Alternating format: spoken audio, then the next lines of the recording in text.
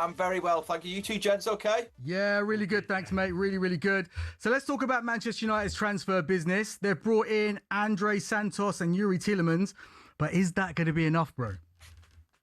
Well, my characterisation of those two signings, good players, but overall, as a window, so far underwhelming. And I think you could find many Manchester United fans who'd be slightly more, let's say, extreme, vitriolic, upset about it. I mean, Tielemans for me is a very good player. Don't get me wrong, he's the captain of Belgium at the World Cup, but he's 29. Nearly half of his adult life, he's been a professional. He's made his debut at 16. There's a lot of miles in those legs. And no one, and I know this, or no club, I know this because he sort of said this to us when we spoke to him last week in County Kildare at United's training camp. There's no other offers for him, so he went unchallenged. I don't know what you two gentlemen or the listeners think of him as a player, but you understand what I'm getting at. Now, he's a very good player. Santos, I think it was 11 starts for Chelsea, so basically couldn't get in Chelsea's midfield. People will say, well, look at the competition, but kind of this is what we're talking about, right? Manchester United should be able to compete at the very top. And then we go to who they might well get between now and the 1st of September. It's about, I don't know, 12 or 13 days. The left-back is a priority. Lewis Hall's the first choice. Lewis Skelly is, an option. It's interesting. One of your callers said before, I think it might be the Villa fan, that, don't tell me, this is the caller, that Arsenal do not know about Miles Lewis Skelly being an option. And all I would say to that is, interesting comment from your caller. Look, my interpretation of that, Jamie, I think there might be people at the club who are willing to move on anyone who would get money into the bank so they could invest. But I don't know if Arteta or indeed the player want that to happen. In terms of Manchester United, I hear what you're saying about the midfield. Tielemans is, he's a brilliant pass for the ball. I feel like Manchester United have needed legs in midfield for a few years now. And with Santos and Tielemans, they kind of still need that. And then you look at that back line, it's probably going to be Dalot, Maguire, Martinez, Luke Shaw. It kind of feels like it's been there a long time, that back line. And, Maguire's 33, so you talk about needing legs in midfield, but, he isn't the sort of youngest spring chicken ever. Martinez is coming back off an injury. Remember, he went off just before half-time of the World Cup final. He's back in training. Luke Shaw, same sort of bracket as Maguire, slightly younger, 30 years old. But, he joined, I think he's United's longest-serving player. He joined under Van Gaal after the 2014 World Cup, so it's 12 years now. Yeah. When he was an 18-year-old. Sadly for him, he suffered that really horrific double leg break. I was at that game in the Netherlands, and I think that's blunted his pace, but he's had a heck of a career considering that. Don't get me wrong. But you are right. Overall, I think the front of the team is pretty decent. Cunha, I don't know, we could have an argument about whether he gets into any team in the Premier League, but, he's in with a shout with the squads that I would suggest, at the top echelon. But I don't know, Rashford coming back is an interesting one, because Rashford is a classic on his day player. But you don't, to compete at the very top, you need that day to be every day or every match day, right? And Rashford's track record, his career shows that is not the case. He wants to leave. The club want him to leave because of the sort of wage thing. There's no issue at all between Rashford and Carrick. So that's one to watch with regard to whether he's still there and, how successful a season he has, Marcus Rashford. But, it's interesting, the chat. I think you were saying earlier, Jacob, about the stability. Arsenal is a stable club. Maybe it was actually one of your callers, but, had the same manager for however long it is now, 6 or 7 years. That is the key to success. Yeah. United, there's too many ifs, buts, and maybes, as we're sort of discussing now. And, at some stage, you would hope for Manchester United and their fans that they do stabilise, and sort of maybe Carrick's the gentleman. But Carrick has only had, including his previous caretaker incumbency at United, 20, right? So just over half, 20 matches, sorry, half of a Premier League season, 20 matches in charge at this elite level. So again, imponderables. Jamie, why are they not signing any defenders at the moment? Because it feels like they're kind of crying out for it. You were mentioning Luke Shaw earlier. That's an area that they need to address, right? Yeah, I mean, as I sort of said earlier, Lewis Hall is a first choice. Because of Newcastle losing everyone, including, I don't know, the manager, the tea lady, the mascot. I'm obviously joking, the last two, but you know what I mean? They don't want to lose maybe their star left-back. And that's why I sort of mentioned Lewis Skelly. There are other options out there. I think they looked at the West Ham player, Senegalese player, sort of certainly towards the end of last season. But again, for me, if left-back is a priority, and it is, why are we at sort of 18th of August and we're still talking about, well, who could it be? Will it be a left back? You know, at one point, the information was they were seriously in for Elliot Anderson, but as soon as, you know, the price for him became, you know, what it was, that they dropped out. But they must have known that, right, Manchester United, at the start of the window, how much, you know, Forest would want for him, because that's what you do, obviously, as a football club. So it's all a little bit scattergun, I'd suggest. Last summer wasn't a bad window, Mbuemo and Cunha. Sesko hasn't worked. But I would say, you know, Michael Carrick probably never admit, well, he wouldn't admit this publicly, but he would absolutely snatch a Champions League finish, you know, this next season. That's obviously going down to fifth, probably, right? Because of everything we're talking about. I think Arsenal, pretty clear favourites for the title.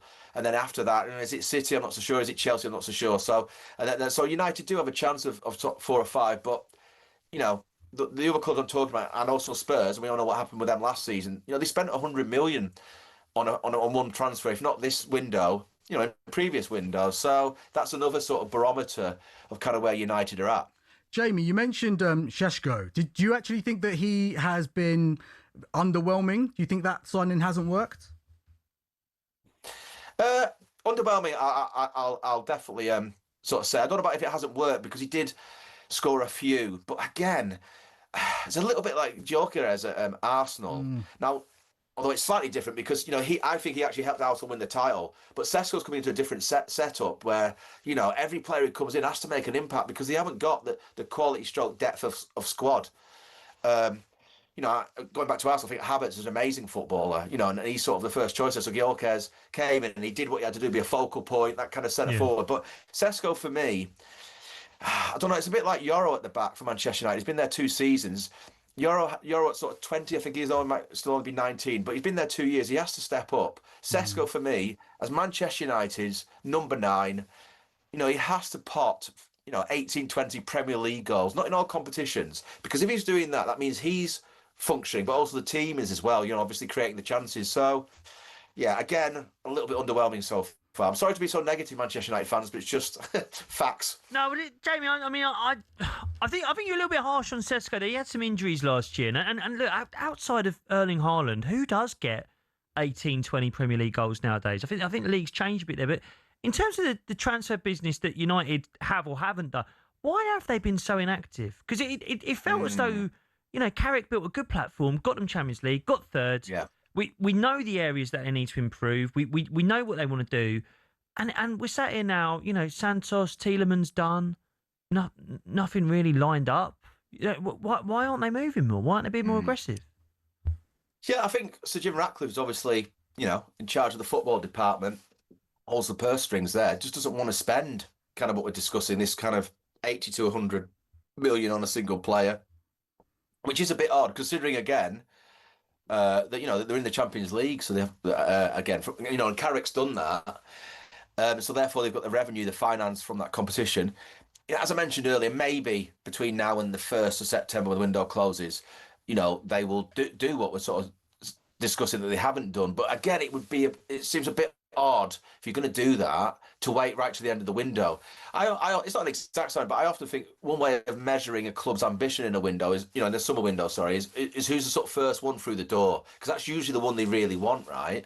You know, the sort of, you know, the kind of key player or a sort of flagship signing, and, you know, the two they had with Santos and Tielemans, as we're discussing, good players, but I don't know. I'm not sure either of those are transformational signings that are going to take United to the next level. So the short answer to your question is, you know, there is money there, so it is odd, and I can only conclude that, you know, Ratcliffe wants to, you know, sort of limit the budget a little bit, but, you know, you have to sort of invest to reap the rewards. We all know that's how football works, especially at the top end, right? But at any level, really, you know, the best players obviously make the best teams with the best manager, of course.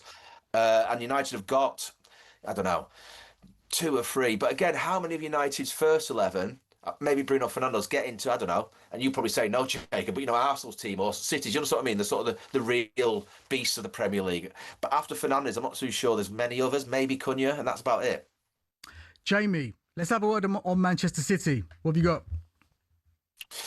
Well, this Rodri thing, I think, is, I don't want to be too negative again. I think it's basically it's absolutely brilliant if you're Arsenal, right? Because I thought, or I certainly said, that if Rodri had stayed, I would have made. I thought City would win it because I think he's that good and that important, and he would bring the sort of leadership and the kind of direction and edge that Maresca kind of would need in the dressing room. Now he's obviously trying to get this a little bit, what I just discussed there with Fernandes, who he knows from Chelsea, but he's not the same. Not only is he not the same type of player, he's just not the same level. I mean, Rodri is a complete one-off. Big statement coming up. I think he's actually the best midfielder of the Premier League era. I just think he's unbelievable. Wow. You know, World Cup player of the tournament, European Championship player of the tournament, scores the winner in the Champions League final, Ballon d'Or winner, might win it again. Remember that run when he was in City's team?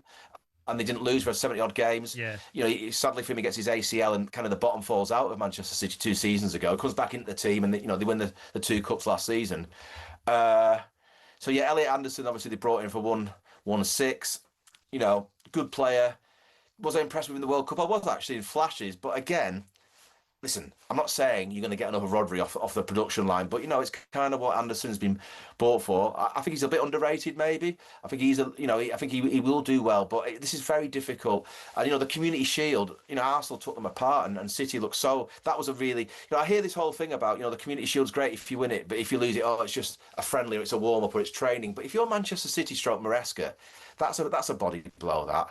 It just is because of the manner of the defeat, not the loss, the way in which City went down. So, I'll be at their first game on Sunday at home, and hopefully for sort of City and their fans, they win. But Maresca now, I mean, listen, this is Maresca's job. He's paid the big bucks. There was a compensation to get him out of Chelsea, however you wanted to characterise that, because they rate the gentleman. But now he's got to show he's an elite manager. This is his job. This is why all those things happen. This is why they wanted him out of Chelsea. So over to you, Enzo. Good luck.